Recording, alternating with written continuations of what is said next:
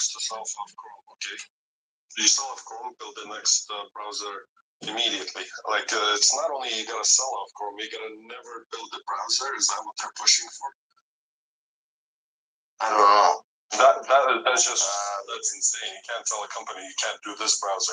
That's just insane. The U.S. Department of Justice is reportedly planning to ask a judge to require Alphabet's Google to divest its Chrome internet browser, according to Bloomberg News, which cites sources familiar with the situation. This request follows an earlier ruling in August where the judge found that Google had illegally monopolized the search market. In addition to targeting Chrome, the DOJ is expected to propose measures addressing Google's use of artificial intelligence as Android smartphone operating system. So they're not targeting anything that they're fighting, which is manipulating search results. They're targeting everything else. That makes no sense. Yeah.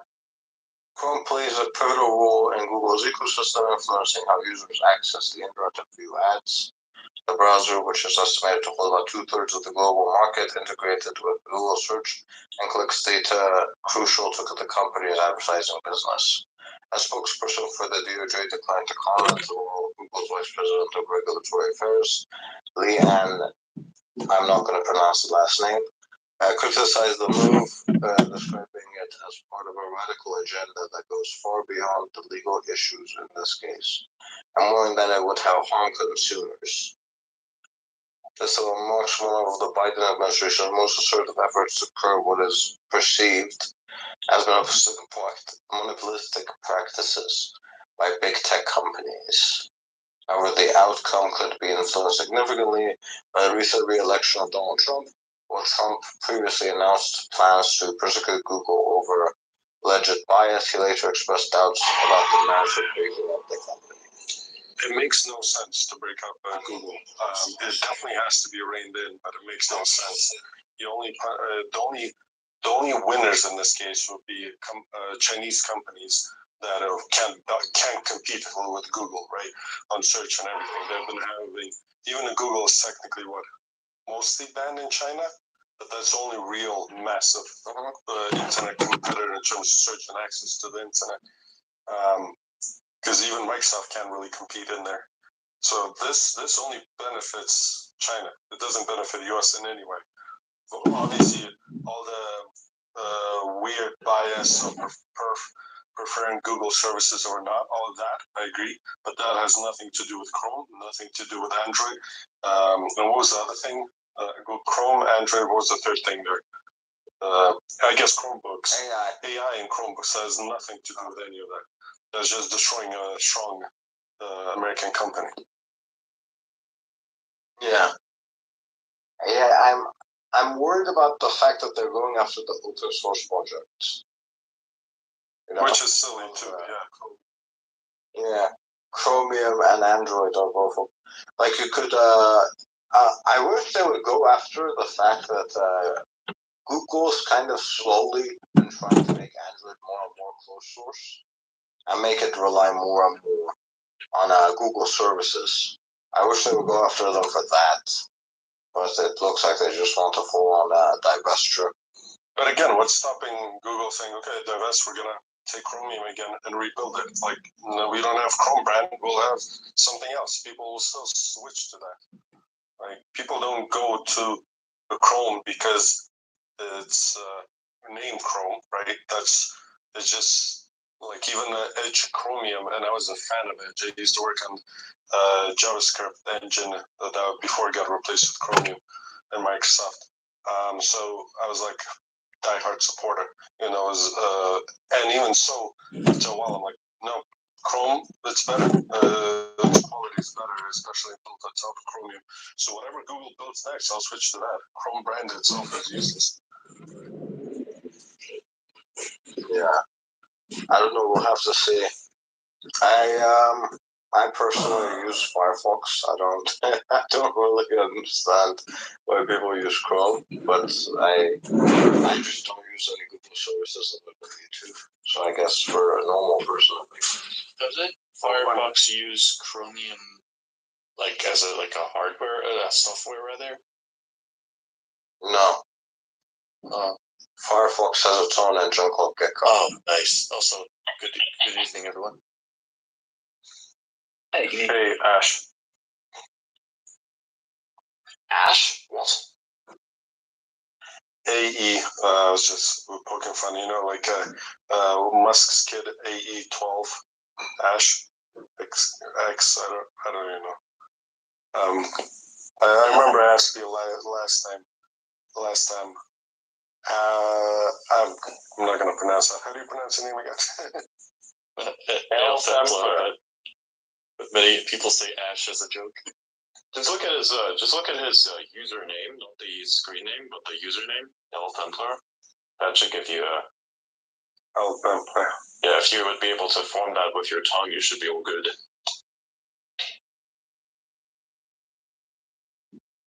All right. Yeah. So, is this the? I think this is the accurate time, right? No, I think you're off by an hour. Is 12? No, It says 12 p.m. Starting. I think. Well, yeah, your time is the Central Standard. This should be 3 p.m. Central Standard, I think. The 12 p.m. Your time is wrong. Yeah, Your time is Bro, okay. Let me edit that then.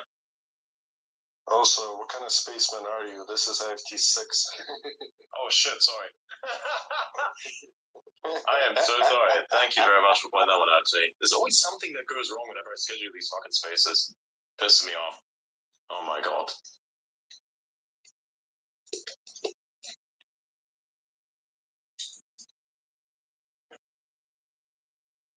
Yeah, I kind of messed that up.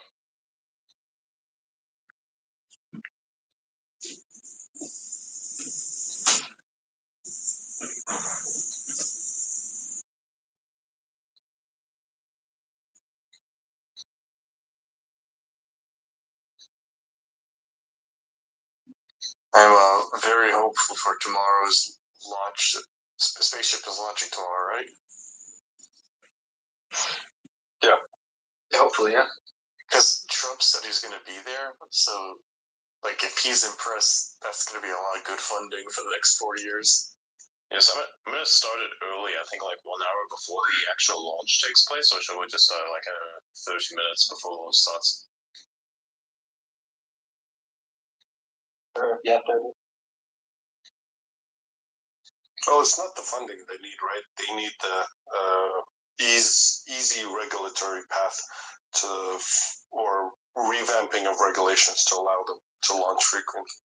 Well, my friends at NASA have been like worried about SLS being canceled for a few years now, and if Trump decides, you know what, let's just contract with SpaceX for all of NASA's missions, that would more or less get NASA back into focusing on hardware for probes and just like getting out of the, well, not getting out of the rocket business, but like handing off that legacy of getting to orbit to a company that can do it well, and then they can put all their funding into like really advanced probes and hardware to get out there. And that would just be so much more efficient than blowing like half your budget on a rocket that can't launch. Yeah, agreed. It's like 3 rocket launches of SLS is basically the cost of the entire Starship program until now, or something like that. Yeah, it's well, the way NASA is structured, it's kind of like a temporary jobs market for many senators to show off on their portfolio. So like, hey, my constituents are making the tank, my constituents are making the pod.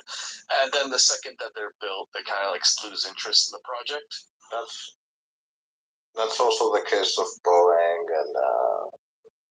and weapons contractors. Yeah, these kind of structures tend to create these Frankenstein abomination of projects. Like the space shuttle was an abomination. It's like it's what happens when one congressman wants a space station, one congressman wants a space plane, and one congressman wants a Saturn VI or something. Like you get this Frankenstein craft that's a shuttle that rides on a rocket and can't fly other than like a brick. So it's like, what is this? Yeah. I am kind of curious. What do you guys think? Like the immigration policy of Trump is going to be, because It seems to me that what Trump and Elon say are like kind of polar opposites. Sometimes. How so? Yeah, Trump's like like Elon's talking about like increasing legal immigration and making it like easier to come in, whereas like Trump's like appointed like Stephen Miller, which who dislikes even like quote unquote skilled immigration, whatever you want to call that. Yes, Stephen Miller is a bit extreme. Which, given the times, maybe that's not a bad thing. But he kind of started the family separation program and took a lot of heat for that. And he wants to like come in with a vengeance. Whereas people like Elon Musk want to focus in on high quality immigration. Yeah, which Stephen Miller for some reason seems to be against as well. Which is why I'm confused. I'm like, what exactly is the policy going to be? Well, there got to be a balance, right? And this is me speaking as a what do you call it, tech immigrant. Right? I came in on a tech visa and then H-1B. So there got to be a balance in terms of how many engineers are hired out of American universities versus elsewhere. So, like, you definitely, I think you got to be fully open-ended at the very top of the top. So PhDs and everything should be fully unlimited.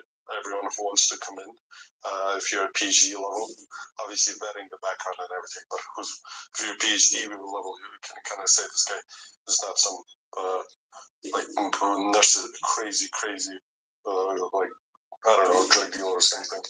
But I kind of disagree with that.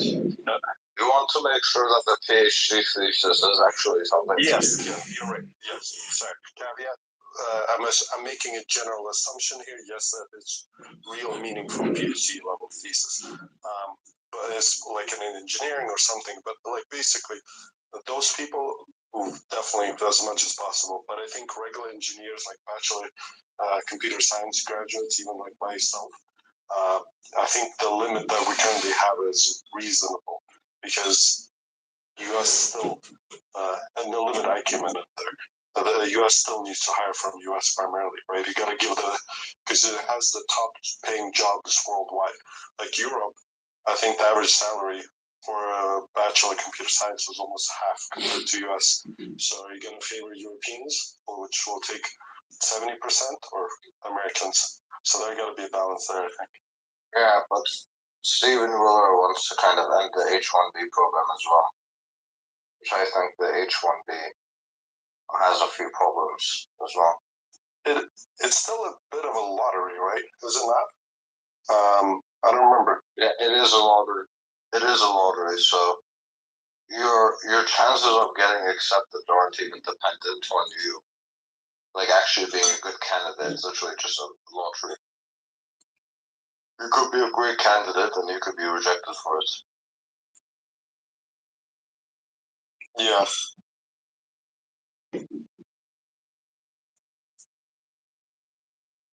Yeah, I don't know. I haven't dug in, to be honest, into Stephen Miller's. But basically, I think it's just okay. Make it super. Like first of all, no illegal immigrants. Definitely, we've got to clean up the refugees and truly those people that seek refuge, like from war-torn countries. If they can't go elsewhere, which they first got to go elsewhere, then definitely accept them here. But yeah, I don't know about the rest of it. I think just at the higher, it should be fully open-ended because there's so few in numbers. But I think you still got to have certain limits because you got to favor U.S. graduates.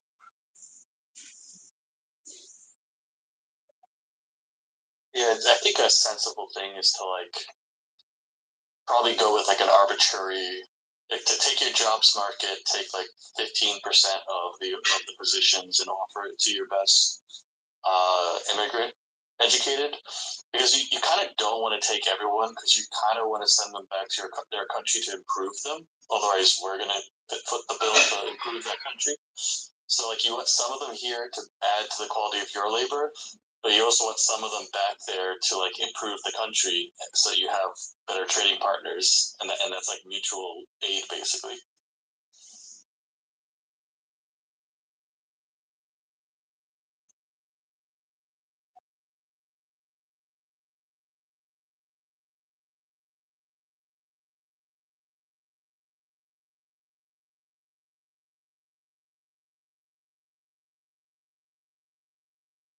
like I somewhat view immigrant through education visa as maybe it's something like an alternative to foreign aid, where rather than just dumping money into nameless agencies and NGOs and not knowing where the money goes and corruption coming in there, you kind of select the, you keep the top 15% of like people here getting an education, the green card, and then the rest you can probably raffle off foreign grants to them to create startups and infrastructure in their homelands, and maybe create a few preferential trade partners with them, and then you start creating a system where you're not colonizing them. You're allowing the people there to take what you've taught them and build their own countries up, and that in turn creates better trade products, better infrastructure, better global peace in general.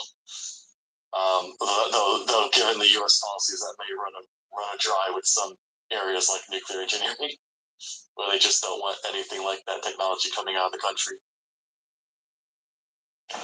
Actually, here's an interesting thought. So if you're offering jobs, that's one thing, but if there's a guy who is coming in who has, or a girl, doesn't matter, who I generally say guy to anything, he comes in and basically they have their own business or consulting work and so forth, and they can sustain themselves. I think even that should be much more open-ended beyond the H-1B limits.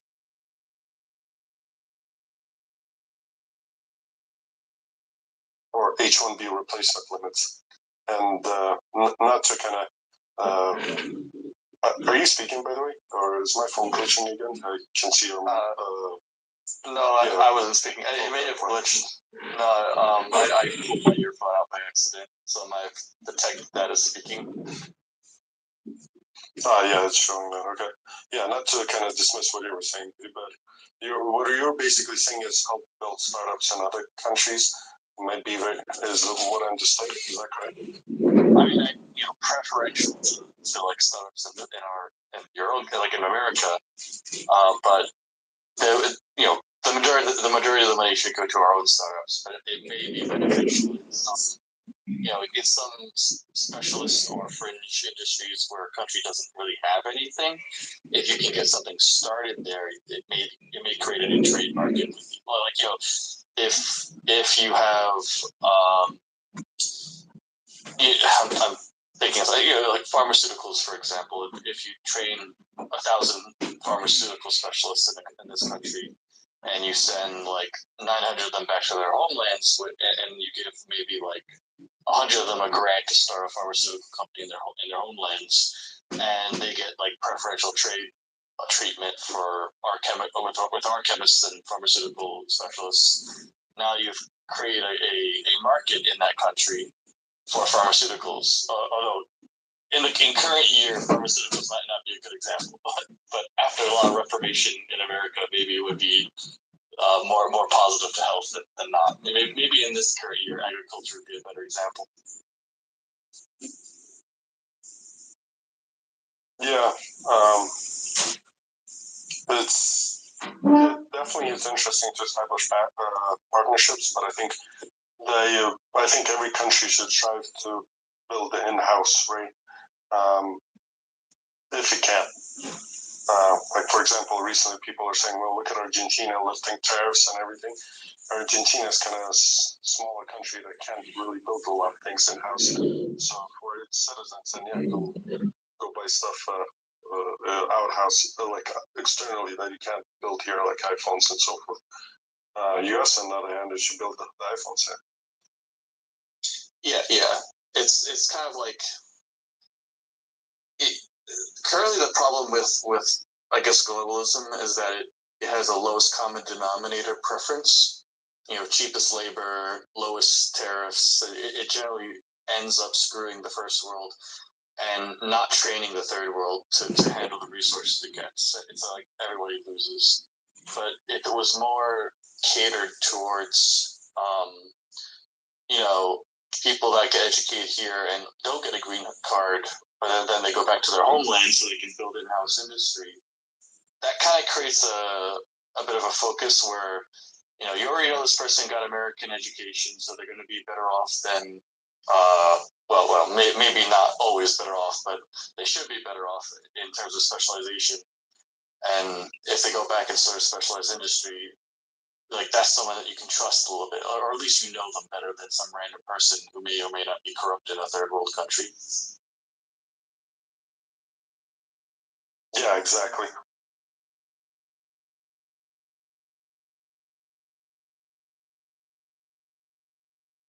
It's I mentioned a few spaces back, but like educating foreign people in America is kind of like it also doubles as a diplomatic channel and an opportunity for influence in that country. Indirect, of course, but like I've seen a lot of Chinese students, both as classmates and when I was teaching a little bit.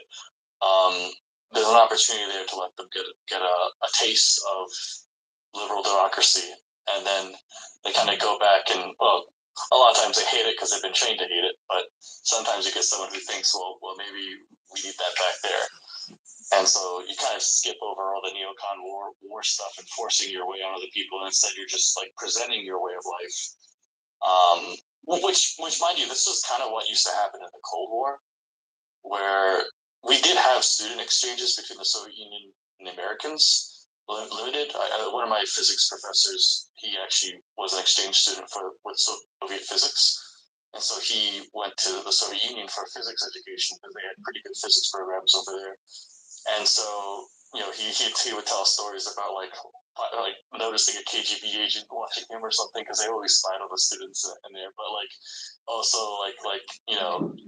mentioning what happens in America in the Soviet Union, and then carefully, because if you make it sound too good, then someone asks you questions. But in the same way, like someone from the Soviet Union in America was like, the grocery stores are more full in the Soviet Union. They have more products and stuff like that, and that creates something of a diplomatic channel between those experiences. Yeah, exchange, especially on student level, is actually really, really good. Really smart.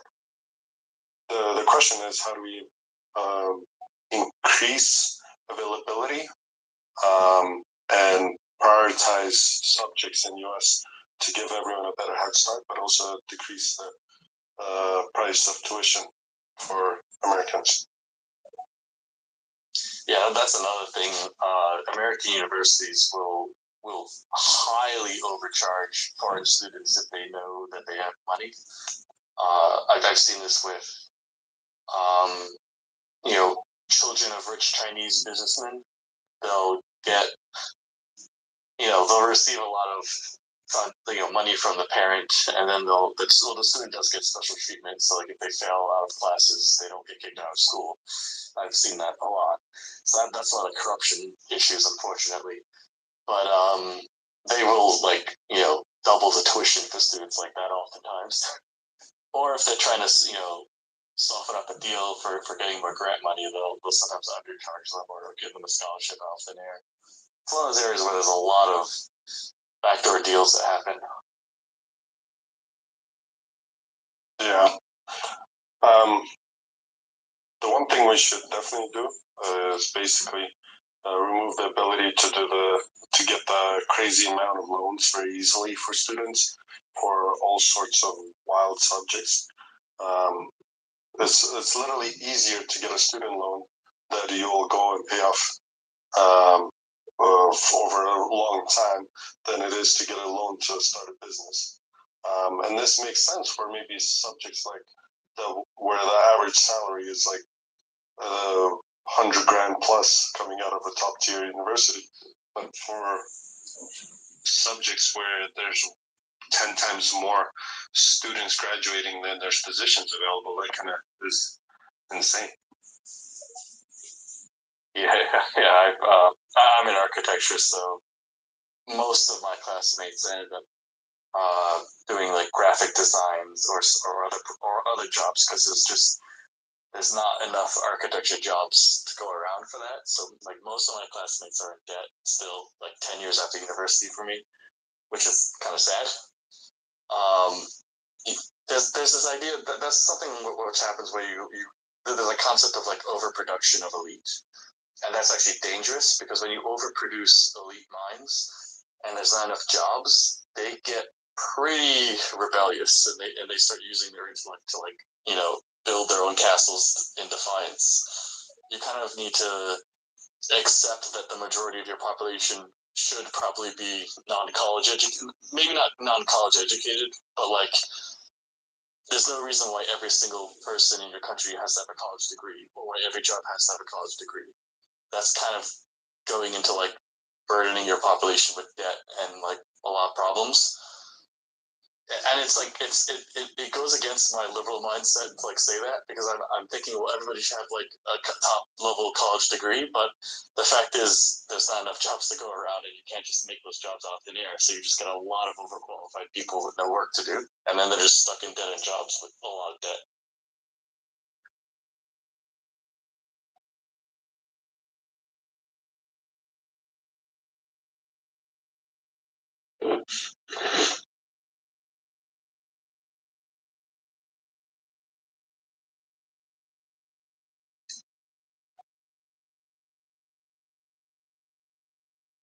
I have an idea.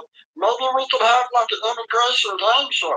You know, they do like side races, and they do like coin tosses, and then you could have like a hidden camera, where they go shopping, you give them $200 to go to the grocery store and they get groceries. And whoever puts their cart back gets immigration status. Brother, go get your jump guns. The abomination escape containment again. The meat-wad immigration plan.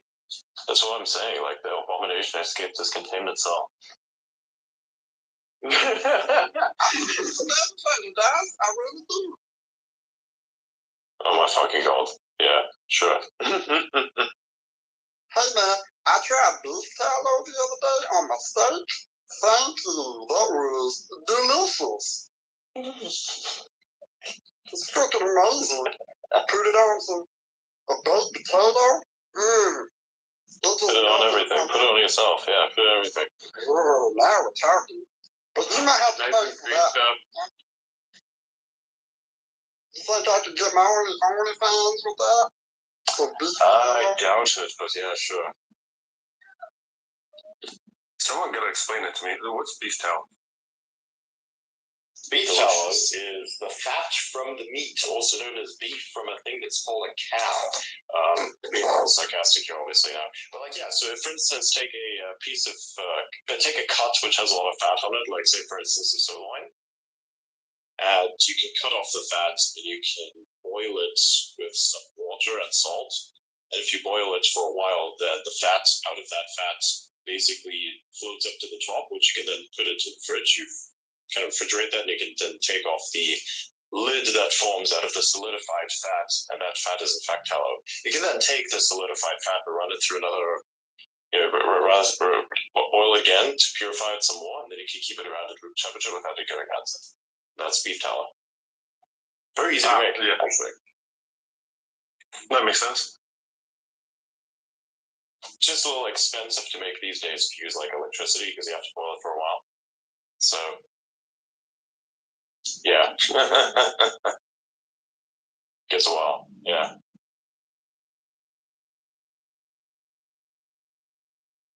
It's freaking perfect to fry with, I'll tell you that much.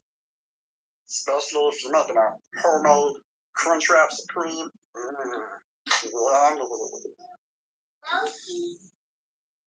Yeah, I was gonna say bone marrow is really good for you. I was quite addicted to that in university days. That was like my favorite stuff to eat. You just get a ton of protein and nutrition from that. And I didn't quite get enough beef tallow in those days, but I got a lot of bone marrow, and that stuff just fills you up like crazy. I'm gonna bone you. What? Wow. Wait, what? Escalated quickly.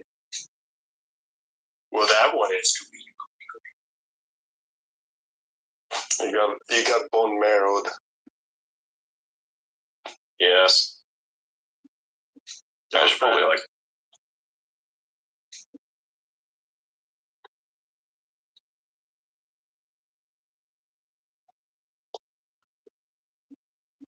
Anyways, I'm gonna jump off. I got a bit more stuff to do. Nice. I'll see you guys tomorrow. Do again. Yeah, great talking to you. Al, Ben, Play and yeah, tomorrow should be fun. See you tomorrow. Adrian Blaise, thanks for having me up here. Awesome. Oh, by the way, if you manage to do so, make sure to hit up our dear friend Scott and see if he's available as well. I think he's taking a break, but I'll message him. I think he's taking a break from X. Alright, cool. I reshared the space. That should be awesome. See you guys tomorrow. Thank you. See you tomorrow, man. Sleep well.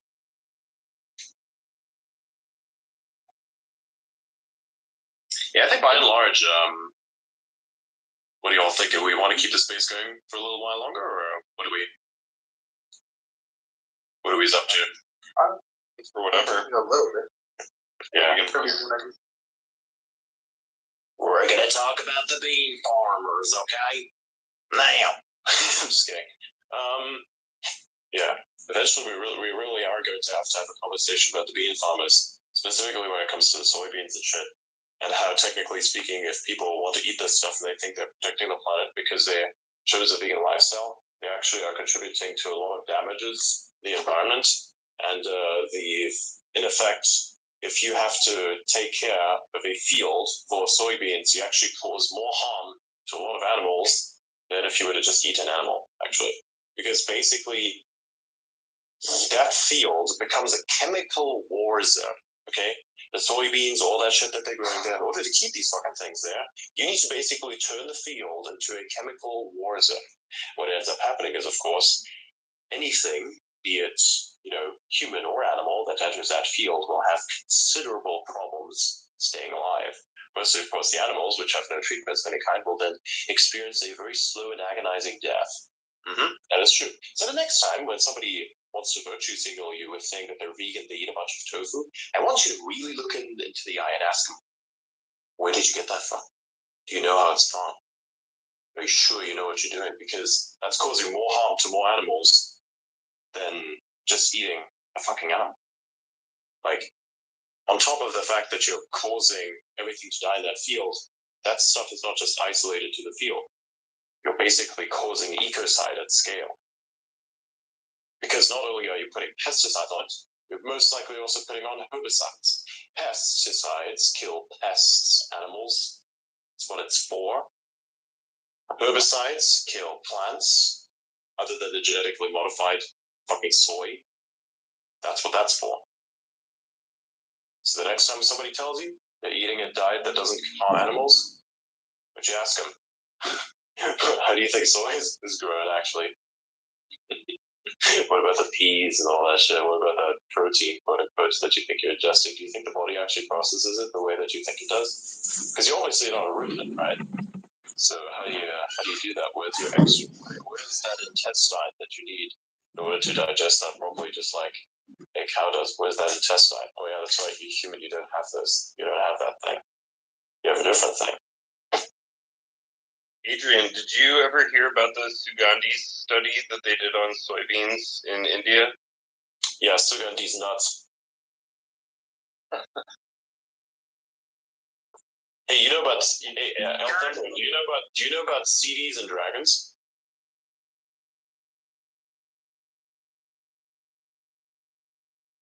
Yeah, do you know about CDs and dragons? CD's nuts, dragon over my face, yeah. Over your face, actually. That would mean it's us. Fuck that one up. What about the EMA study? Do you know about the EMA? EMA's.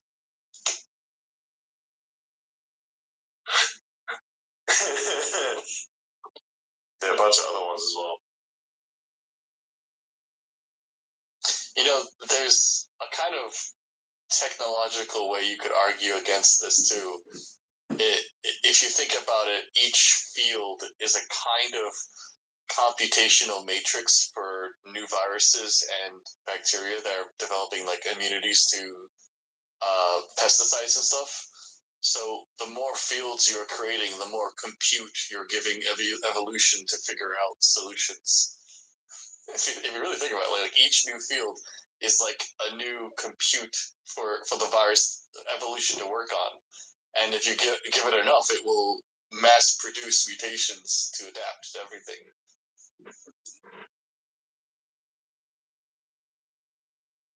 Yeah. But now that we've covered the bean farmers, we already know exactly what's going to happen next.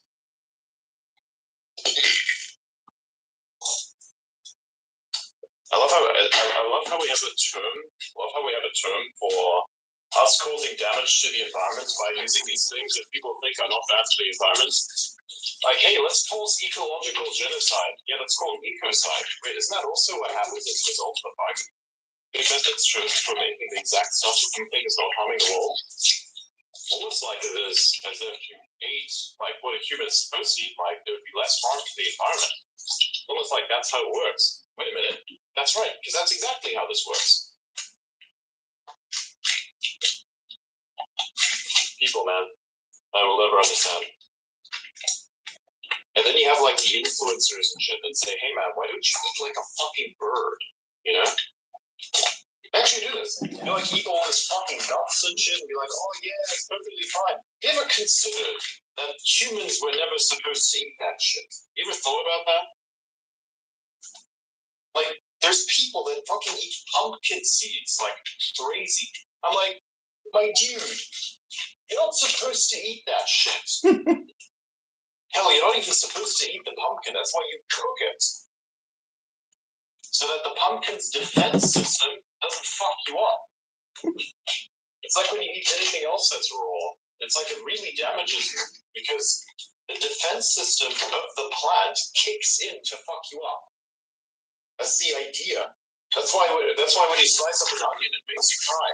That's the plant's defense system. Granted, it really doesn't do that much, but if you eat a shit ton of onions, I'll bet you feel some sort of way about that. Or as a result of that, anyways. So you have this. And then somehow, eating meat, there's no science on it that at all creates any negatives for you. Even the stuff where people said it supposedly increases your risk of cancer is complete bullshit.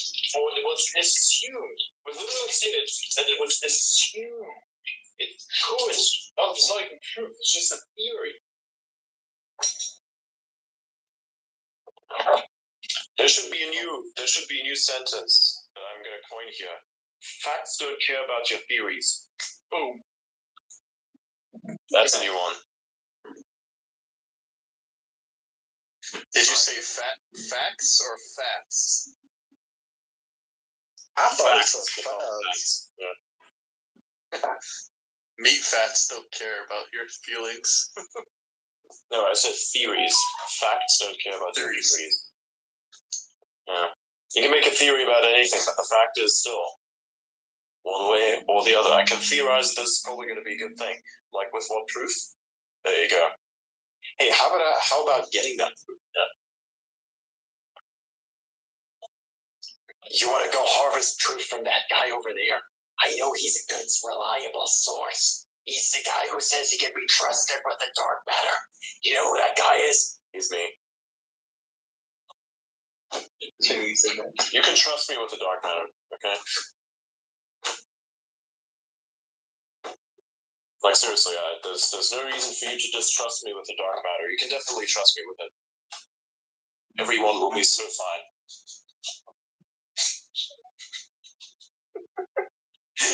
The more I say it, somehow it makes it worse for everyone. It's like, do we actually trust him with the dark matter now? Because like now that he said it, I'm not sure we should. Like, use the dark matter. The laughter did not help your case. That's true. Yeah, the laughter will kind of add to it, but actually no, it's an innocent laughter. The laughter which wouldn't help my cases. You can definitely trust me with the dark matter. There you go. In the back out. I got some dark matter for you. Hey, you need to clip that. Fucking God. I might have to, yeah. Yeah, but you need to change your profile entirely to fucking meat one. Like seriously, that will help your case so much more. It really would. Like, you would probably get a lot of followers just going on Spaces being Meatwad. It's a good impersonation. Like, do that, but take the picture where he's like on the grass with a gun. And, like, make that And the they'll have picture. Hollywood people just change it out each time. I love that Adrian knows Aqua Teen. That makes me happy. You can thank Gainsey for that one. You remember Gainsey? Yeah, I do. The cytologist? Yeah, the stats guy. I had a friend who worked for him. Yeah, same. I haven't spoken to him much. I should probably hit him up. I haven't seen this guy. They called me when they were at the Bitcoin events. Told me that people were talking about me. I was like, really? Wonder what they were saying. Yeah. I had a good impact, I believe, but unfortunately, there's more negativity than good impacts can truly resolve. But I feel like that problem will resolve itself. For the enemy of all systems, especially the ones that are short-term in nature, is time itself. Basically, that's me saying just wait. I don't plan to be as old centuries by the time our enemies fought each other and gone to the dust. We shall rise again and will never have fallen. Something like that. Did the phone pick that up, or was the accent just wrong? Oh, We got it. Think about it. good clip. What if the empire would never need to fall? It simply transforms. Empires only fall if they remain resolute in all the wrong reasons, not the principles. That's why I love reading late antiquity literature. Did you know we have a letter of the first time a German found a clock when they were conquering Rome? It's like the first contact between German and clock. And he immediately it was King Theodoric, and he's like, we have to send these to the Burgundies. We have to figure out how to make everything run on time. It's like his actual letter from like late Roman era. Like he finds a water clock in Rome. He's like, I need to send this back to my people. Yeah, wow. Clocks are insane. Like, actually, Rome itself as an empire is very fascinating in nature. People, yeah, I can usually tell how well read somebody is history by how they speak of Rome. I don't speak of Rome in the same way that many other people do. Are you a republic? I remember Rome's fall, which is something that many people just glaze over. I never referred to it for the number one. Are you a Roman Republic fan or a Roman Empire fan? I am a concept fan. But what the concept is that what remains. Yeah, that's also I've recently fallen in love with the letters of Sidonus. Oh, it's like Cassidonus, who is the primary point man between Gothic kings and Roman senators. And he's just like trying to be the middleman, trying to like make everything work after Rome has been conquered. And it's quite fascinating. It's like, how can we keep the light of Rome alive under these like Germans? Theseus, you do not kill that guy over there. He's a friend of this person who's going to repair your ship. Something like that. Basically, the funny thing is that the Roman Senate survived the fall of Rome for a couple hundred years. Yes. And so you have these letters between like German conquerors and the Senate. And it's like, well, what am I reading? This is like two different like epochs of history interacting. So that's the thing that people miss about the Senate. That it doesn't end all the way, but that's also another aspect that people miss. Yeah, I'm dropping a lot of things right now. Nobody's figured it up. It's not very isolating, but it's fine. Yeah. Well, it survived for I think like 200 years after the fall of the empire, and it ultimately ended because the Germans just got really tired of their bullshit, and so I think it was like I forget which German king it was, but he essentially held the Senate hostage and like demanded they start doing what he wanted rather than just bullshit him. And like ultimately, well, it didn't end well for the Senate, but it's funny to see this German king kind of come in and be like, "Do what I say," and the Senate's like, "Well, you gotta write laws first. You have to we have to vote on them." And the German's like, "No, you have to do what I say." It's like, but we're a Senate. We're not gonna just do what you say. You have to vote. We have to debate on it for a month before we decide if we're gonna do it or not. Hey, democracy. We actually, there's actually letters in Cassiodorus's letters that are like letters of recommendation from the king, the German king, to like various Italian nobles. Like, this guy's pretty cool. I like him. You should make him a senator. And then the other senator's like, well, we have to debate this for about a month, and then we'll decide if he's going to be a senator.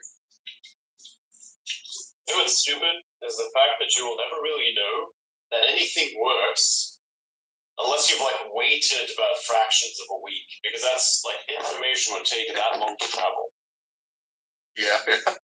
You have to the level of trust that you would have to have back then was insanely higher than today, because today we have checks and balances. You don't trust your shipping company? Well, guess what? You have a thing that's called a tracking number where you can see exactly where your package is. And what do you see? These pictures are scamming you. So today's trust society is very low because we have information everywhere that basically tells us what's going on. Back then, you fucked up a shipment, your entire reputation would have been down to the shit. Today, you fuck up a shipment, it's like, oh, it's just a bad day, here's a replacement. Yeah, it didn't help that digital anyway. But imagine that. Most of the stuff you could buy back then was a little bit different in that, you have bounties. There's actually a lot of interesting stuff that we no longer really have access to anymore. Not that I'm saying that that's a bad thing. But fascinating to see how much has changed.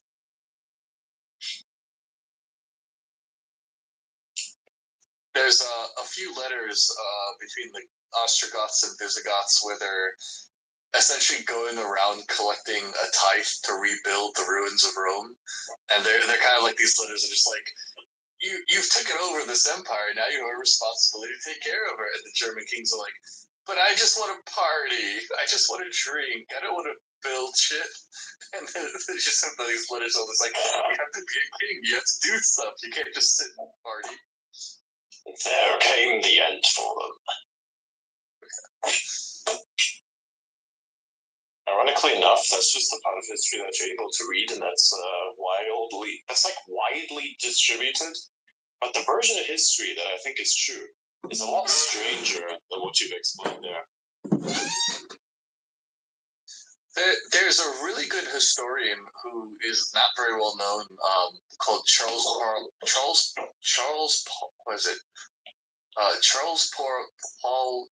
Paul Minor the Third, and he wrote this thesis in the 1970s where he actually tracked the land ownership between different aristocracies in the Roman Empire and how that affected why they did or didn't do things. And then you find a lot of like explanations for the mysteries you're talking about in that. Like when Caesar conquered Gaul, it was one of the only places where the local aristocracies didn't lose their land. For most of the Roman Empire, when Rome conquered something, they took over the landed assets like the vineyards, the plantations, the mines, and they like distributed it to the Italian elite. But in Gaul, because of Caesar's conquests, he didn't distribute that to the Italians because at the time they were like trying to kill him, and that had consequences into like centuries later, because when the Germans started crossing the border, the Italians didn't own any of the borderlands anymore at all. They never did, so they didn't give a shit. They just let the border burn, and that's kind of fascinating. Like Caesar's policies in like the 1st century BC is a direct reason why the legions didn't go to Gaul's border to defend it during the late Empire. Like centuries later, there's still consequences. Yeah, the thing I'm trying to insinuate here is, all right, do you believe the Roman Empire fell? No, I don't actually. All right, there you go. That's I don't That's good. either. And it's interesting you talk about the fall of empires because I think you can draw an important distinction between the political empire and the other empire, which is the consolidation of wealth resources that often happens on a separate private scale. And as empires, quote unquote, fall, actually do is follow that consolidation of resources and power across political lines. And what you'll see is that as the empires fall and new political empires emerge, those other empires behind the scenes just move to where that political power is. Exactly. We can say that like the empire, the imperial system fell, but the concept of Rome, the idea of its like territory and its culture, did not fall at all. It was just kind of decentralized almost. If you think the Roman Empire fell, you know nothing about American law. Exactly. Exactly. I mean, you have like, oh, sorry, someone, I'm hearing feedback. No, you have like that was Laura Cat, I think you were saying. You were speaking. Yeah, Lawyer Cat. Lawyer Cat. Okay, like yeah, exactly. Like you have centuries, pretty much the entire medieval era of people reading, debating, and applying Julian law, Justinian law, like valuing these concepts as still existing, still continuing. Like an emperor wrote this, so it must be true. It must be applicable. It must be defended and enforced, even though there was like no longer any imperial court proper to like legitimize it. That the like not really independent, but like mutually arranged kings of Western Europe decided we want Roman law. We're going to continue Roman law. Therefore, we're still under that imperial law. Even though like there's no imperial court to like make it happen, it's purely by the will and decision to continue that concept. It's a logos with an ethos, if you will. Yeah, that's a good way to put it. Like I like reading like the brief period of Visigoth rule in Spain, where they're like still debating. Justinian writes his law in the east in Constantinople, and the Visigoths are, oh, this emperor wrote this law. Now we have to live under it, even though they're like technically an independent country in power. They're like, no, the emperor wrote a law. It's from the Romans, therefore we live under it. So are the Visigoths really an independent kingdom if they're following the laws that have been given to them from the Constantinople court? Like that's debatable. I think. And I think if they're obliging the legal system, it sounds like they're submitting to it, like as a concept. I think that's part of the effect of empire. Yeah, exactly. But like, if you actually look into it, they were technically still paying taxes to Constantinople up until the Islamic conquest, where it wasn't like all the Roman taxes, but taxes involving trade and services were still being paid to Constantinople in Spain. Like the Visigoths still paid a lot of taxes to the imperial court, even though they were technically independent. Protection money. Sort of. It was kind of, maybe you can categorize it as that. It was kind of like this is the tax to be part of the Roman economy, you know, in a certain sense. It's not like the imperial court in Constantinople always came to Spain to like attack if they didn't pay it. It was just considered like the dues to your elders, so to speak. Like the letters are interesting.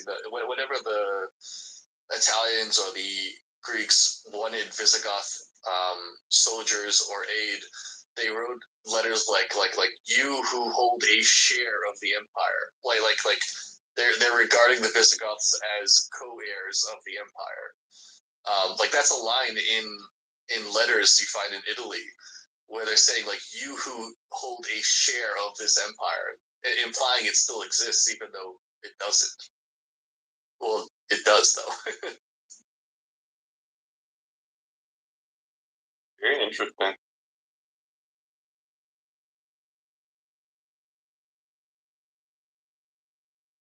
I think one of my favorite little tidbits of history is like the attempt to marry Empress Irene in Constantinople with Charlemagne. It wasn't really like a practical marriage. Irene was like in her 60s. She was never going to produce an heir. But Irene gave Charlemagne her advisors and her imperial advisors, her bureaucrats, and helped Charlemagne establish a Western Empire as like a co-heir of the Roman Empire. And Charlemagne adopted these advisors and legal proceedings as co-heirs. Like the attempt to marry them was like an attempt to like stitch together the empire in the west and the east. But ultimately, Irene was overthrown. But like there was a will and desire to like at least show the idea of the empire still existed in the west and the east as like a unified entity.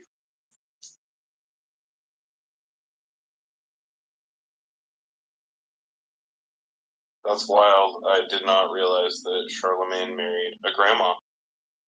They never formally married. They were in the process of getting married when she was overthrown and thrown in a nunnery. She got.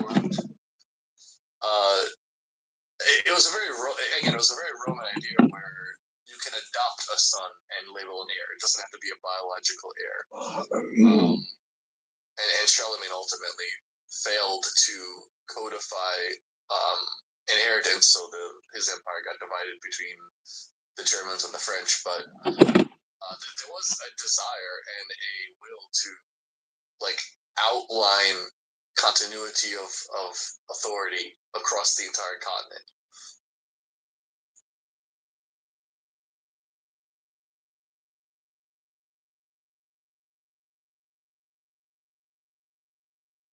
Oh, another funny little detail. In the Fourth Crusade, when they attacked Constantinople and like broke up the empire into various duchies, the Doge of Venice established in the contract of the Partitio de Romano, Partitio de Impero Romano, like the partitioning of the Roman Empire. He claimed to be a co-heir of the emperor, or something like he established himself as a fourth share of the crown of the Roman Empire. And so, in the diplomatic legalese bullshit of like justifying why they attacked their allies and conquered the Byzantine Empire, they're like, well, we're just reestablishing the crown. We're co-sharing the Byzantine crown between the Venetians and the Italians and the French. It's like it's written into the legal system when the Byzantine Empire was conquered by the Crusaders. It's like we're not conquering the Eastern Roman Empire. We're just co-heiring it. We're maintaining a sharehold of the empire. It's our turn now. Well, that's why if you've ever been to Venice, it's full of Byzantine artifacts because they basically looted the place and like took all the cool stuff back. It's a tragedy. It's like a cultural tragedy, but at the same time, it's kind of good that happened because when the Turks took over, they weren't very kind to the artifacts. So the only Byzantine artifacts that survived were the ones that the Turks didn't destroy or the Italians stole during the Fourth Crusade.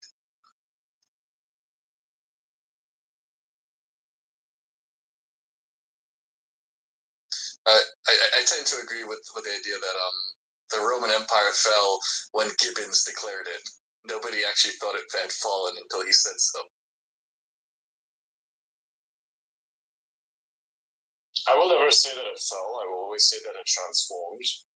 I feel like all the conclusions are either wrong or intended, perhaps, I suppose. But I do not see it as a fall. I see it as a transformation. See, the problem with the empires is, sure, they always fall. but they don't have to. They can also change. See, the refusal of an empire to adapt is where it meets its end.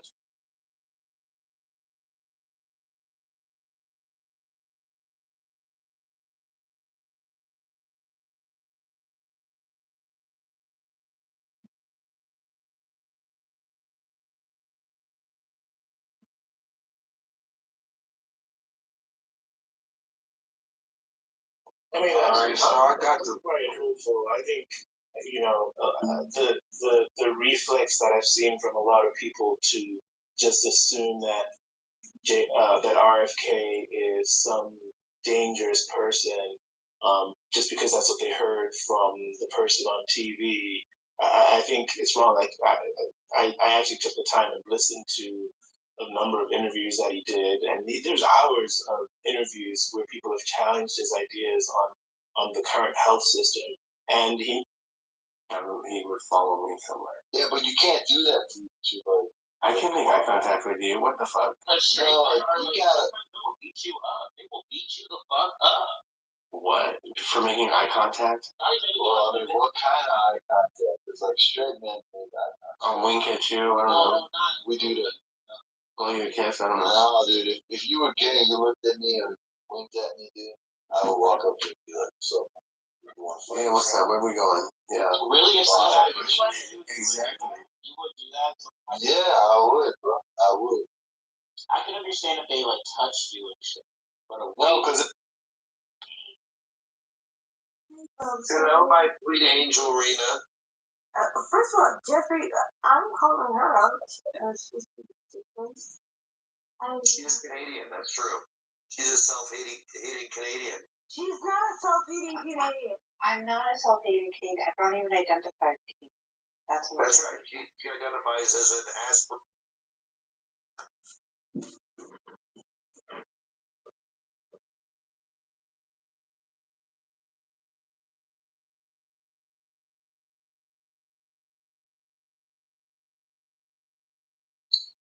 stage, Brian.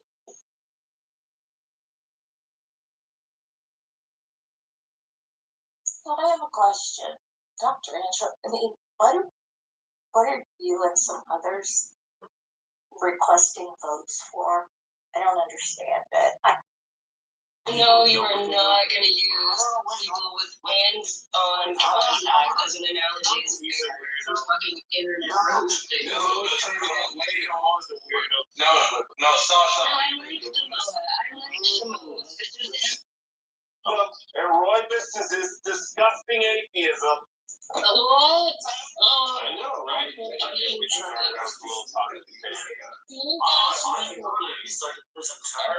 Taylor finally got out of jail. So he's back. oh my God, he was in jail. He was in jail for a while. When? For like a couple months or something. What the fuck? That's it. Supposedly got like an altercation with his old lady. Beat the shit out of her.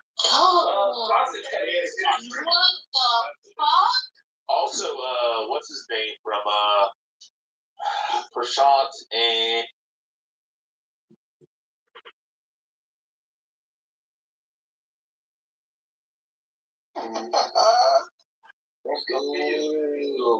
A little bit. It's pretty cool. I'm wondering. What about Wesley? Is he the one who went to jail? Who cares? They're all a bunch of fucking Christian losers. Hold on, watch. Hold on. They're all a bunch of dumbasses. No way. Yes, they Is that it, Jack? Is that his mugshot? Yep, that's what Calvinist piece of you said that. I have everything. Dude. Sadly, like, Wait. Hold on. Let me get the lowdown. Let me get the. Hold on. Did he beat up his wife or his girlfriend? Damn. Why is he disappearing? What happened? Oh my God. Trevor meets Trevor is like, it's different. Like, it's. That's why Wesley just got I back. don't know how long he's saying this. Trevor is like. Everybody shut up. I'm trying to talk to It all comes out. Read my PTR. Shut up, LPs. I'm trying to get the lowdown. Yeah, Wesley went to prison for like a year for beating the shit out of his old lady. Beat her up real bad. I got his arrest record. You want that?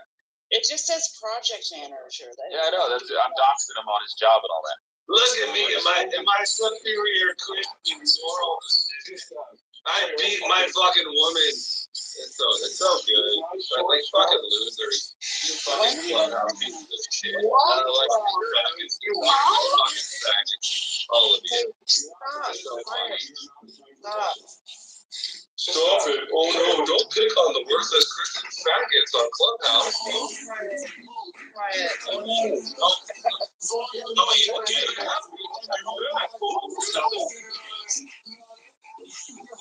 What if I would have known?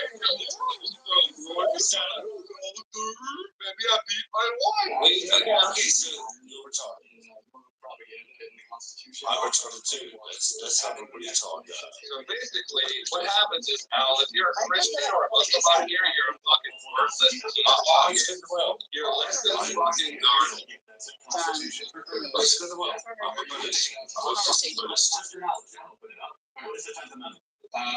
What do you think about this? Okay. How many years ago was that?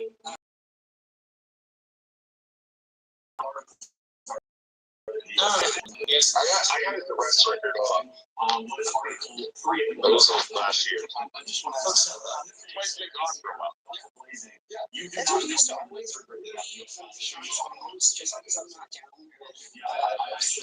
Yeah, it's okay. Too much sugar.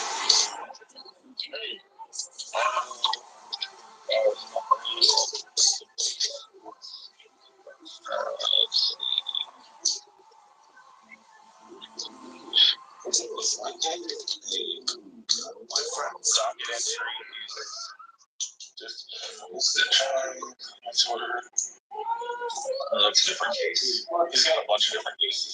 So as we stand here talking How do you know this freaking record?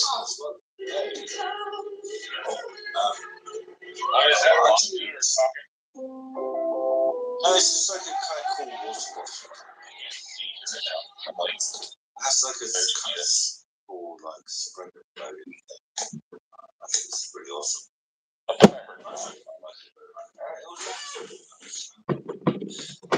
I'm not sure why I'm so obsessed with it. I gave one to my friend. There's the other one. He used to it was me. Like, but right now, I'm definitely not. You gotta think, I only knew her for 2 years, right? But I only been dating her for 4 months. So I don't bring that word into the cake.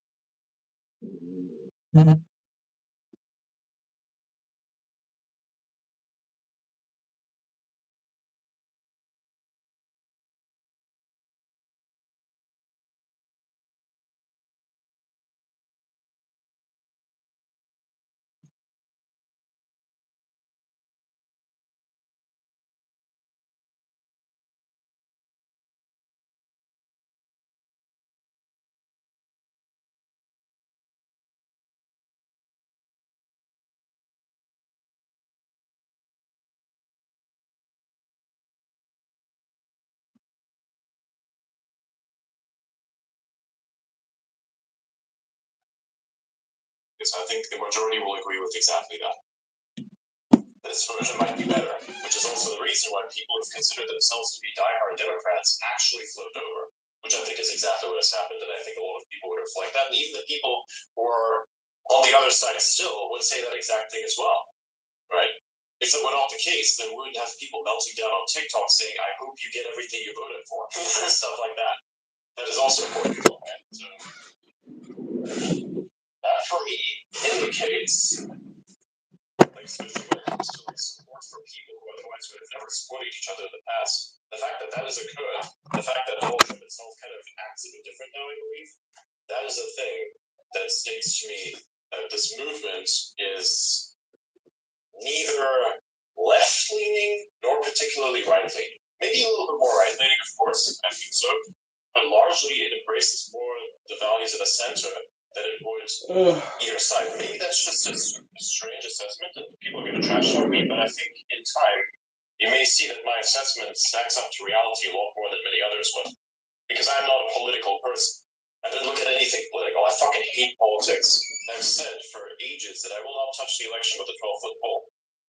That's why I never make any opinions. I'm still not going to make any opinions as to what side does what better. I'm going to give you an economic assessment. What I'm saying is economic assessment. This is what I'm saying. This is how things are stacked up. This is what I'm observing. This is what I think it looks like to me. That's how it is. Like, say, for instance, you can agree, let's say, you're a person that disagrees with the style that Newsom runs California. Okay? Let's take that as an example. Okay, but what's the nature of your disagreement? Just because he's of a political side? For instance, if you were, from many policy perspectives, you can disagree with him, but on a policy perspective, you could also probably agree with him. Like, say, for instance, when he stood up against the AI bill, that he comes after memes, that's a bit fucked. But then he did something about the AI bill, I think that's actually kind of good.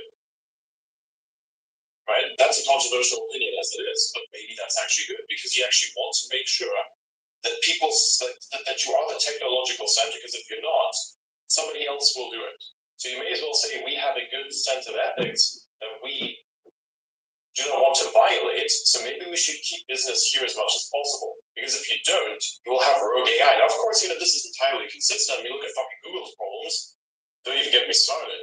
And Meta and the opinions behind who's building those AIs. Whatever. Right? Whatever you want. Is it a good data analysis tool? Fuck yeah, it is. Is it particularly capable? Fuck yeah, it is.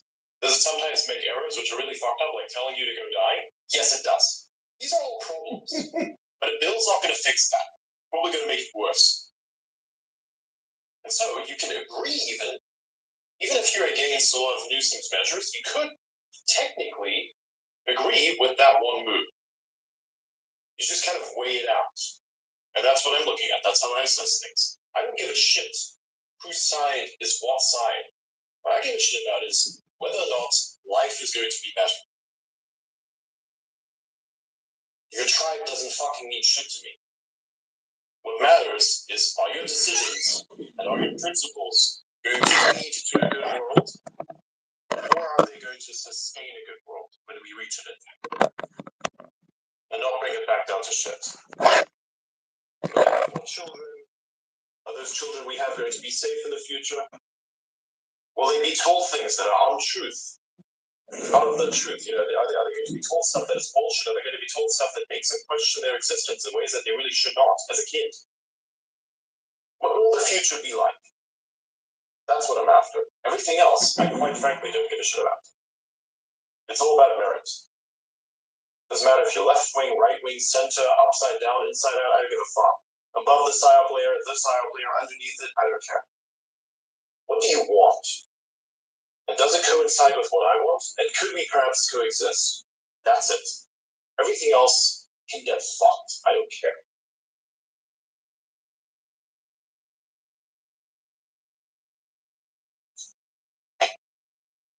That's it. So even though, ironically enough, I give an assessment on something that is political in nature and still not political. I'm not going to be political. I fucking hate politics. The best I can do is news updates. Beyond that, fuck it. Okay. You give me results, then we talk about the results. You give me shit, we'll talk about that shit. Doesn't matter. It will never matter when it's fun.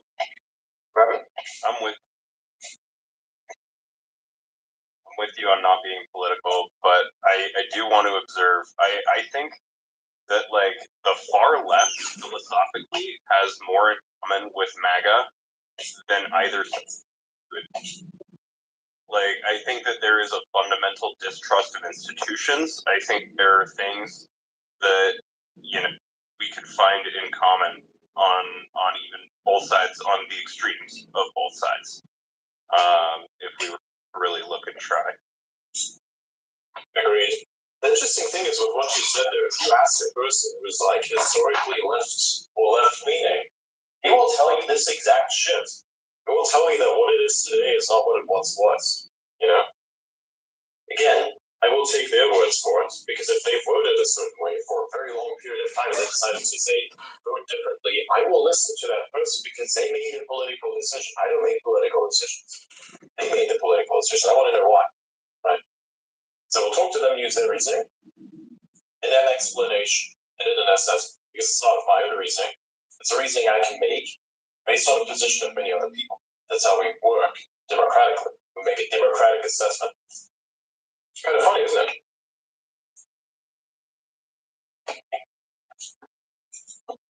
Yeah, I mean, I voted Hillary in 2016, and Obama before that. I was pretty left wing because still and kind of like center left because I really didn't like wars and I didn't like neocons. And then when I was kind of disappointed with that trend, I put my lot in with MAGA not because I liked Trump, but because I wanted to try a new idea that might be forced to do something better than just like rot away and watch the empire, like the American empire decline. I primarily voted Trump this year is because a lot of people on Trump's team are Democrats that are wanting to fix America. Like I like the Democrats that he brought in more than the Democrat Party. So I wanted to see.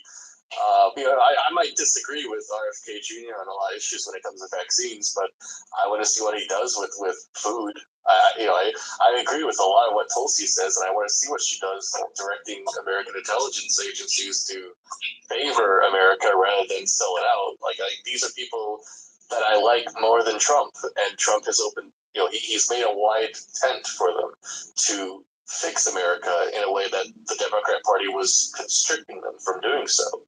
So, like me as a New York kind of center left Democrat, I'm like, yeah, I'm going to vote for Trump because I like these practical Democrats that aren't like ideologues. They want to fix the country. They want to take the values they were raised with and improve things. And I think they make a good complement to some of the leanings of the right wing that the right wing does tend to get blind on a lot of issues that these Democrats can kind of like man the ship in those weaknesses, if you will. Exactly. That's why I come to this assessment and say, look at exactly who's like the members now of this new movement, and it's like this is really not that Republican in nature. It's different. It's very, very different. Again, more proof to the assessment, which is great. Hey, did you see what Shapiro did today with the votes going on there? He does a lot of things. What they do this time? He actually condemned what they were doing, vote counting like illegitimate votes. Like he's taking a more center approach. Where we're not going to do this thing where they're counting illegal votes that makes democracy a fraud. Like we have our rules, we have to follow them, and I'm going to give my support to this Republican senator because the votes are legitimate. I actually kind of expected that from Shapiro because Shapiro has somewhat like hinted that he's not interested in continuing in the direction the Democrat Party is going, and so like people like Shapiro and Newsom, I'm hoping that they right the ship a little bit better in the party as the losers get filtered out. But no, like I can see a situation where the Democrat Party moves more center and adopts a lot of MAGA points from a Democrat perspective and actually rights the ship. And by all means, in the future, if that potential Democrat Party realigns itself back to American values, like they could be taken seriously again. I have plenty of issues with Newsom and Shapiro on a number of issues, but they're putting out the signal of a willingness to reform from what has been breaking the country, and I appreciate that. When it comes to anything that's legal in nature, I'm not like this with the votes. I want to hear what an influencer says. My easiest influencer. Not that I disrespect them. Is that I want to see what happens to you, and I don't care what somebody says. I want to see what somebody does. I'm for the law shit. I want to see action. I don't care. Like, there's a lot of words get thrown around by every fucking side. What I want to see now is actions. And then we'll talk about what those actions are. We've already established what the potential actions are going to be. Now we're going to see how it's going to be executed. We've seen the ideas, now I want to see some execution. And sure, yeah, he calls it out, but I've seen like fucking literally 15 other people that have done the exact same thing way before he's done it. Right? So I'm not taking my opinions on influencers, I'm taking my opinions on whatever is actually being done, actively done. I can say a lot of shit too. A lot of what I say here is completely inconsequential. I'm just saying it for the sake of the show. If there was something legally done, that would mean a lot more. Like if I were to take up legal action against some entity, I were to document it within my ability of disclosure without breaching confidentiality agreements of some nature, that has a lot more consequence. There's a lot more value in nature. So I want to see something about that. I don't care about anything else. I want to see action. Also, what are you talking about with the vaccines? Which specifically do you disagree with? Oh, with RFK? Yeah. Well, yeah, a lot of the ingredients are dangerous, but like, I think maybe I'm misremembering, but I think he said some things about like I don't think it's the vaccines causing the autism. I think it's probably like phone dependency. Bullshit. I never had any phone dependency of any age. I had to have autism, and I was the only one in my family of this generation to get vaccinated. I'm also the only one that has it. So, like, I'm willing to consider it for sure.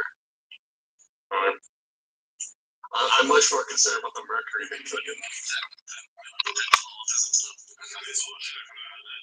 The allergies, but that's the thing where it's just real that the autism is debatable. There's a bunch of other shit that goes to like the allergies, for instance. The amount of allergies that exist today, as opposed to what has existed in the past, much different and much more higher. A lot of the stuff that exists today was unheard of 30 years ago, for instance. Largely unheard of 30 years ago. Everybody has some weird fucking allergy that is oddly specific. And oddly specific in that there is a consistency. You can go look up what exactly I mean with that, and maybe you'll find it out. It's going to be difficult to search for it. It's going to be difficult to find it. Ironically enough, the science itself confirms this. The reason I come to these conclusions is because a lot of materials are accessible. Sure, they might cost a little bit, but you can actually spend a lot of money on academic material. The only problem is you can't really share it. You can only share like the link to where it goes. You can cite where you got the intel from, but you can't cite it in its entirety because people would still have to buy it. That is the only problem, right? That's the only limitation. So people can't necessarily go dive in there and like read through that. And that's also what a lot of people use as a means to hide their facts, right? They muddle them because they can't get the whole story. So that becomes a bit of an issue. But by and large, there's something there. And I think there's some things of what RFK is saying about the vaccines, probably not true. I think quite a lot of it is. And I myself, as an individual, as a family that hasn't had a history of this exact condition, I can tell you that I myself, as an individual, have been, in the very literal sense of the word, tortured by whatever had caused that condition to exist. I like to refer as what people to be unstable geniuses. There were a lot of stable geniuses, but I feel if they're unstable geniuses. I appear as a very stable individual, but realistically speaking, as I grew up, I was constantly tortured by all sensory inputs. You cannot imagine the level of pain that is. Like, people look at me whenever I experience certain scenarios, and I remain remarkably unfazed. And I ask, how do you do that? Well, like, I guess it's just a thing. But the reality of the situation is, like, torture exists, right? And whatever caused that, I'd like to have some answers. And they better be some damn good ones. Because, I work with it. I evolve. Many people do. I'd actually say I got lucky. I got remarkably lucky because I have enough awareness, enough understanding in order to work with it. in order to not just work with it, but live with it. I got the genius end of the spectrum. It's great. It's awesome. I love it. But there's still some stuff that needs to be considered. Still some stuff that needs to be answered and accounted for. Because there's a lot of shit that I had to deal with as a result of this within my own life that I demand a good fucking answer. And the majority won't understand this because they simply fall into this loop and they refuse to educate themselves. They refuse to try and understand it. Then they do the thing that they said they stand against, which is bullying for no reason. Like, oh, you have this opinion. Right? So now we're gonna shit on you and never give you any good reasons. You don't have one. We're gonna reject it. We just scream around. I'm like, even though I'm autistic as shit in many different ways, I'm supposed to be the one that you label as an individual who's supposed to be unstable, yet your mental stability rests on an ideology that is outside of anything to do with God. I love it. That's pathetic. I'm sorry. It really is. If your political opinion is what creates your morality, whatever you even think morality is, that's wild. There's like weird outgoes to this as well. Like fucking consider Stoicism to be one of them. Stoicism isn't real. Stoicism is a label that we assign to a particular style of behavior, a particular style of ethics. And that Stoicism itself becomes a religion as a result of a book that was written by a dude who wanted that book to be burnt because nobody else was supposed to read it. It was a diary to himself, a means by which he could set a standard and set and measure himself by a standard that he set for himself because nobody else could do that. Instead, people take that up as a fucking religion. That is insane disrespect for the dead. People think they're something because they're stupid. A liar. But that's besides the point, right? This is all part of the same problem. It's all part of it. Nobody considers it because it sounds insane. And if I were to say this exact thing that I said today, like a year ago still, people would have trashed me to no end. It is just that I would say a right crowd found me, and that perhaps some people have woken up to realizing, oh, wait a minute, maybe we were wrong. Because beyond that, it's a lot of shit talk. And these people will still shit talk because they're miserable. Look at them. They have to run to another fucking bot-infested platform in order to satiate their desire to be heard for the nonsense that they have accepted to be their reality. They accuse everyone else of an echo chamber, and they place themselves in one and say, now we are something. It's like you're gonna experience the Reddit problem. You're not real. And that's unfortunate. It's a real huge problem. That's why these types of movements exist. I'm not part of the movement. Absolutely not. I'm outside of that. I'm part of only one thing, and that is to improve awareness, somehow create peace by acknowledgement of what's real and what is not. Saying what must be said, but not always, like what must be said is a very specific definition that we can get into. I won't say certain things even though they're true, this I will admit. Because there's a reason for everything. And I don't go against reason. It's like math. You want to like fight against math, you will lose. That's how it works. You get choices, you better make some good ones, because you're not going to be here for very long to make them. That's all that it's about. Everybody makes choices. And even though like an opinion would be very antithetical to whatever side you're on, coexistence is also the only way. Because if you keep swinging too far in either direction, the cycle of annihilation will benefit no one. Not even you. No one. It's empty. It's gone. There's a void there at the end of that. Because one day you'll just run out of cycles. All things have a limitation. Especially that. That's fine. Gives you a deadline. A literal deadline. It's fun. So, but that's why I look at this and I think, oh, this is very fascinating.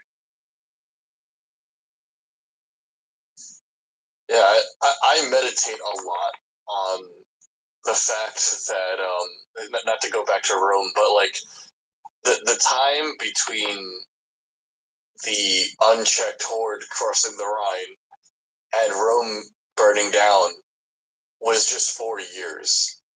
It only took 4 years of inactivity, like 4 years of inactivity, of laziness, of not willing to adapt for like thousands of years of history to come crashing down.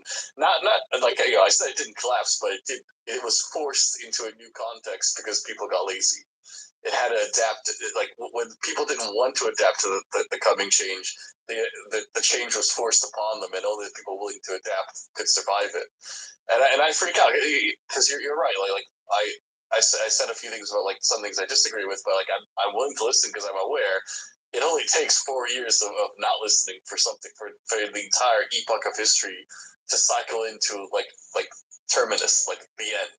Now you have to start over from scratch, and you're in like a post-apocalyptic wasteland. Like that only takes a very short amount of time. And, it was the ancient era. It only took 4 years. For us, it takes like 42 minutes to blow up the world, which is something I meditate on a lot. Like it would only take 40 minutes to blow up the world with unchecked nuclear warheads or anything else. Like these lazinesses or unwillingnesses to listen and adapt can have huge consequences in less than an hour. And that terrifies me, but it's a constant reminder of like, listen, look around you. Things are falling down around the seams. You have to be willing to listen and adapt, or in under an hour it could all end. One small thing though, there's no such thing as meditating on something. You're just thinking. Meditating is the absence of thought, not the absence of the ability to think, but rather the absence of directed thought. Your thought is just in this like space of possibilities. That's what meditation is. Just like I thought. Like if you ask any of the mystics, for instance, from where it's from, they will tell you the exact same thing. Like when you go to the monks and they talk to the tourists, and the tourists are, oh, what do you meditate on? I was like, how do you even meditate on something? It's not a thing. Just thought I'd bring that up. It was a little funny thing I was made aware of a few years ago. That's actually a fundamental difference in the Eastern and Western concept of meditation. Westerners tend to meditate on something. Eastern people tend to meditate like as a means of escape, like don't think about anything. That's like the true meditation. Yeah. Thought is problem solving. You could potentially call it meditation, but it really doesn't go to the concept of what it is. We have chilling out, so they have meditation. Chilling out for us is just sitting there and thinking about something in this like space of possibility. They want to disconnect from reality and kind of embrace the nature of whatever reality really is to them. Embrace the universe. That's what I like about meditation in that sense. Although I don't do it that much, I actually think about stuff a lot more than I just meditate. Because it may sometimes reorganize a lot of your thoughts, perhaps. But at the same point, I kind of just sit there in dead space and think. I'm like, interesting. Think about what I did. Think about what I want to do. How to get there. How far I am along with where I want to be. And then just kind of come back to it. It's a great way to organize information as well. Which is, by the way, what allows this show to happen. Like the reason why I do a show here is because I just need a creative outlet. That's what it's all for. That's why I'm actually here on X. That's the only reason why. So I wanted a creative outlet because I have all these ideas, all these thoughts, all the ways of which can put things together, yet nobody who is open enough to hear them. So I said, if the small echo chamber will not hear me, I shall exit it and enter into the world. This place. Although it is to a certain extent an echo chamber, perhaps, there's still enough variation that a foreign thought can enter and be considered. That's what I like about this place. It's like you bring it in, consider it, look at the merit of it, and then output it and say, okay, you know what? This is actually quite true. So you have a standard for yourself. You have science that actually occurs. awesome. You're not a scientist, but a practitioner of a concept, which is the only science that there is. Not a thing, but a concept. Concept and principles. It's all. Everything else is just a thing that transforms over time and maybe even disappears. It reaches its final point. But before that, you just have raw potential. That's all we have. That's great.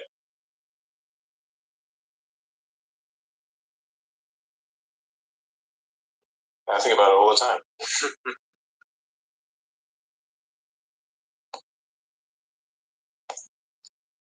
It's actually unfortunate there's some things in this world that cannot be said. But there's so many other things that definitely can and should. And those are the things that I try to say as much as I can. And as well as I can. Because everything else would just scare everyone shitless. And they would have no purpose. And it's not my thing to tell. Nor my thing to be asked about. This I will always deny. Maybe even disappear. Any existence credence. Fuck you. I'm not going to talk about this, but we can talk about XYZ. You probably have heard me say that many times. Oh yeah. Like Alex Jones, for instance, like, hey, what can you tell me about this thing over here? Well, like, I don't really know anything about that, but if you talk about this thing, you'd be inclined to do so. My personal favorite was when he wanted to talk about Neuralink. So I like basically brushed up on some of the stuff that Neuralink does. Came into the space, says, all right, let's talk about SpaceX. I'm like,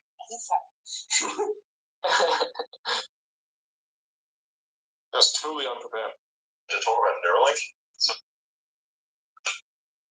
that's because of the solar eclipse. That was interesting. That was the first time. But I felt as though what I would say next could have actual impact. Because he was asking me this question. I was like, hey, what would you say? I told everyone just enjoy it. Nobody panic. Nobody go crazy. Just enjoy it. I really wanted to show that as much as possible. Even cited a historical example of saying, you know, there had always been fears around this in the past, but now we have the ability to understand that we do not actually have to fear this, and that we can enjoy it. And even if you believe that something would potentially happen, the way you describe it would make it so that there would be no way out of it. So even then, would you still panic? Would you enjoy whatever you had left, even if something was to come to an end? Did you have fun? That's what I left it with. I just said, even if you want to think about something that could be panicking, just don't. Because look, even if you say, hey, everything's going to die on that very same day, what are you going to do? If there really is nothing for you to do, wouldn't you want the last thing you did to be something where you said, yeah, I feel like as though I've been accomplished? Think about that, you know? Even with the last thing, Alex, was like the last time I was on there, is if we could say one thing to the world. There's only one thing. Don't be afraid. You know the best stuff that has ever happened to anyone? Is when you assess risk and you say,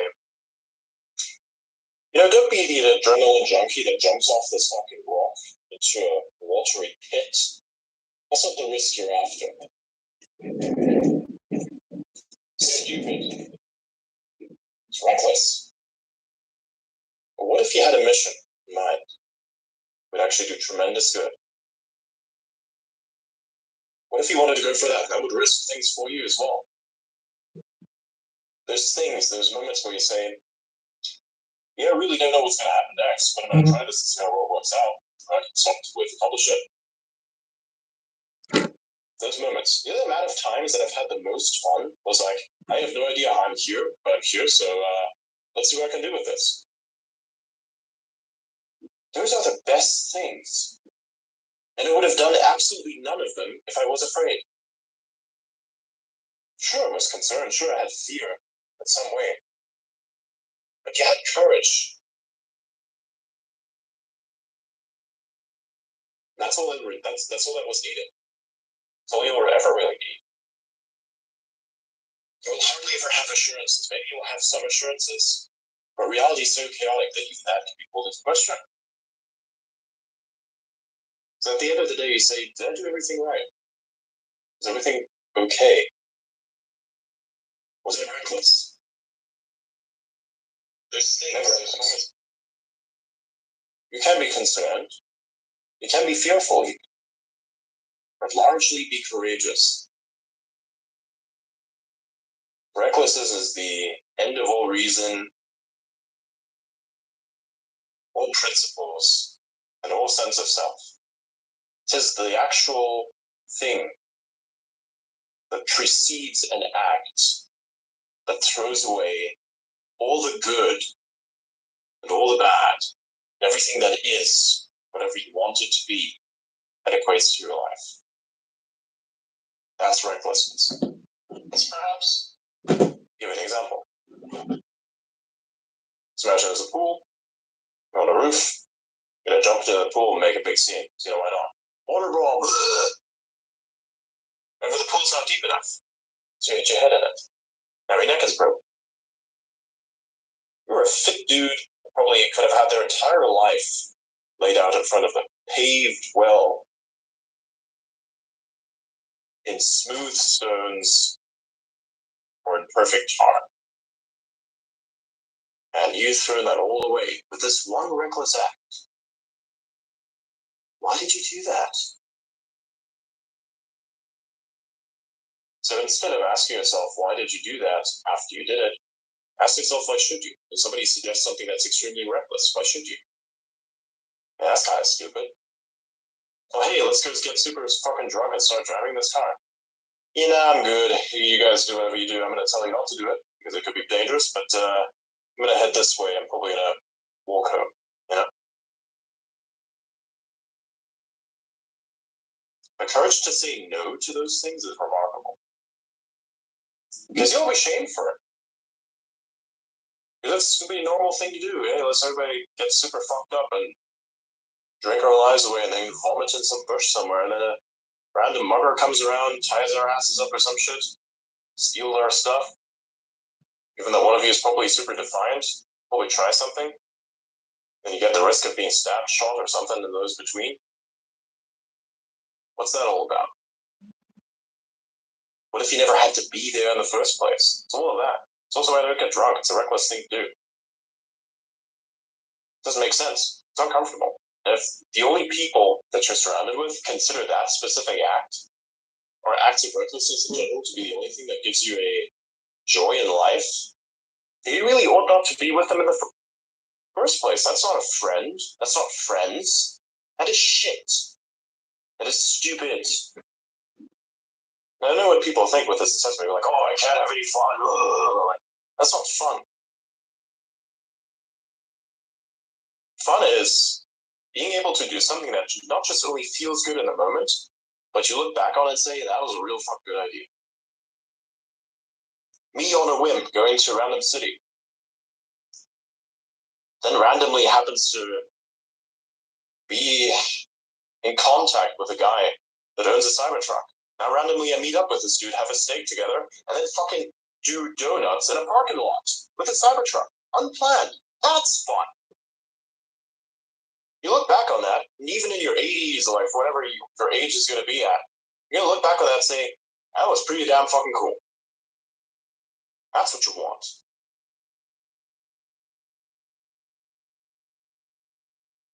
I really like the way that you were talking about risk earlier. Pretty similar to my risk management when I'm in.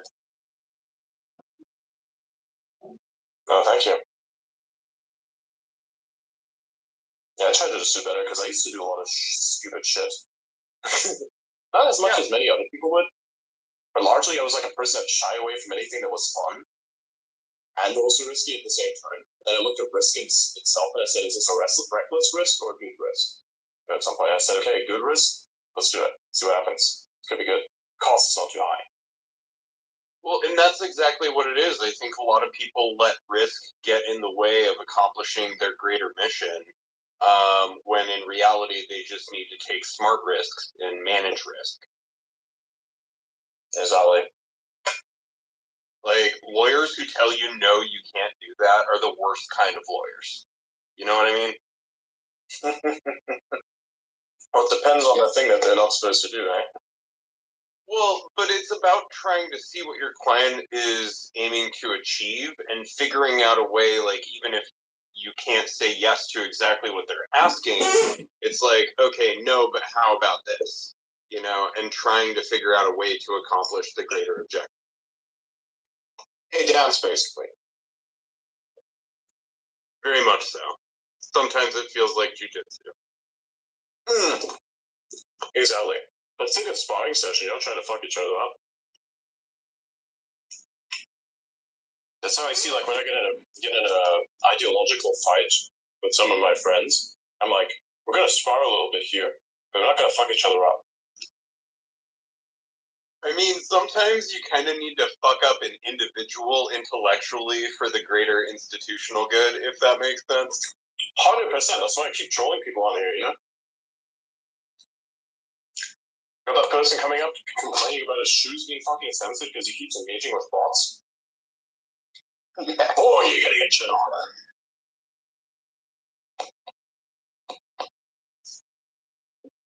Kind of reminded, not to be a history nerd, but I'm reminded of Hannibal and Scipio finding each other at a dinner table in some foreign court together, and like reminiscing on when they were like mortal enemies, and just like realizing like they both respect each other now years later, having faced death together, and like actually having stories to tell each other. They didn't like let, in a certain sense, they didn't hate their hatred destroy each other. They were able to respect each other and recall the incredible history that they had both written between each other.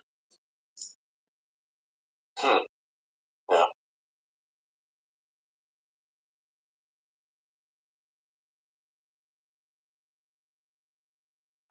Oh. Now, this is a problem I have with New York City right now. Like post-pandemic New York City has a high fear, stay at home, don't take risk mentality, and I feel like I'm like Frodo coming back to the Shire, and there's no more adventures. There's nothing left to do. Why am I here? Like, where's the boats to the Westlands? Because I am bored out of my mind now. There's really just it's dead. Like all my adventures between like club, university, and postgraduate and early jobs and going hang out with friends and seeing things and doing things, it's all gone. It's terrible. It's this mentality of saying, I'm risk averse. No, you are a pussy. There's no risk aversion here. It's like you're allergic to life. That's what that is. I know people like that within my own life. I'm like, dude, you're always going to have no connection to reality that's real enough for you to make a good decision. So you're always going to be the person that nobody listens to. And then when you actually have a point that's worth listening to, no one's going to still listen to you because your previous takes are all shit. Because you never expose yourself to enough risk anymore. Because you think as such, hey, I've probably taken enough risk in life. That's it now. And so you feel as though, okay, I have to remove myself from risk, but then you have this misalignment in saying, I have to remove myself from risk, that you have to drag everyone else with you. If you're finished with your adventures, perfectly fine, by the way, you should not say, I am going to drag you into that shit with me. You're not going to have life either. You don't need it. So it feels like everybody that I used to, well, the people that I used to know in the city that still want to have a life, they've all left. They've all recognized that New York is fossilized, and they've all gone afar to find their next adventure. And the people that stayed here are just like they're living statues that are terrified of anything and everything.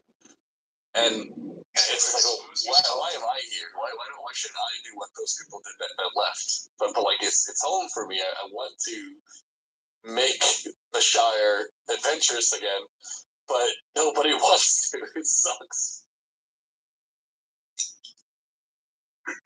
You know, what you're describing is a big reason why, like, Burning Man and going to Burns has become a bigger part of my life. You know, I've found that there's a real community there, especially if you get involved locally. And it's been a way to continue my adventures into my adulthood. I really saw that ending at the end of grad school as I was going to move back across the country. And it's really been something that kept the adventure going. Yeah, I spent half a year in Belgium during the pandemic time when I saw this happening. I spent half a year in Belgium. I went on a month-long hiking trip in Scotland. I did a lot of things, and like it kind of made me realize that it's not me that's like weirdly still adventurous despite everything. It's actually just New York that's died. Everyone else in the world kind of seems to still want that adventure, that that sense of life and exploration and discovering the world. It's really just New York that's died, not me going crazy. And now I'm starting to wonder if I should really stay amongst all these living statues, or if I should go, like, recognize that this place has died and leave it to its tomb. But then I kind of feel like well, I'm kind of abandoning my own home because I'm the only one who still feels alive. Is that the right thing to do? I don't know. I mean, my personal experience with New York is that it feels like a husk. Like, it feels like it is the shell of something that used to be great. I would go to where Go on.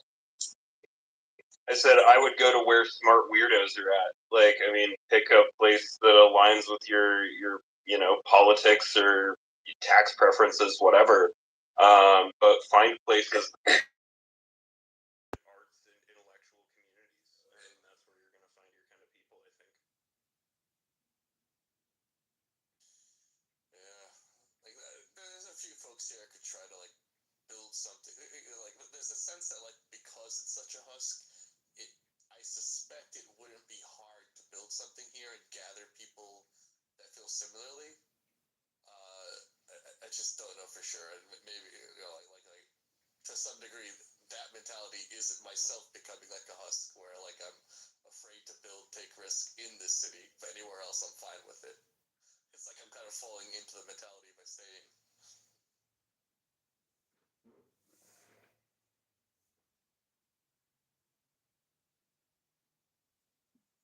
I've found in my life that making big moves has been a great way to like reset and kind of force yourself into new adventure.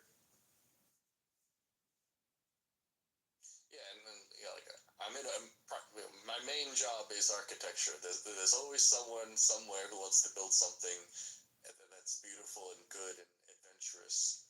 It wouldn't be hard to just look around and do some job interviews around the country and see where those people still are, because they certainly aren't in New York anymore. And sadly, it's something I'm considering for like the Trump era. If I should just like take the opportunity of things moving around and shifting and changing to a little bit, like just see where is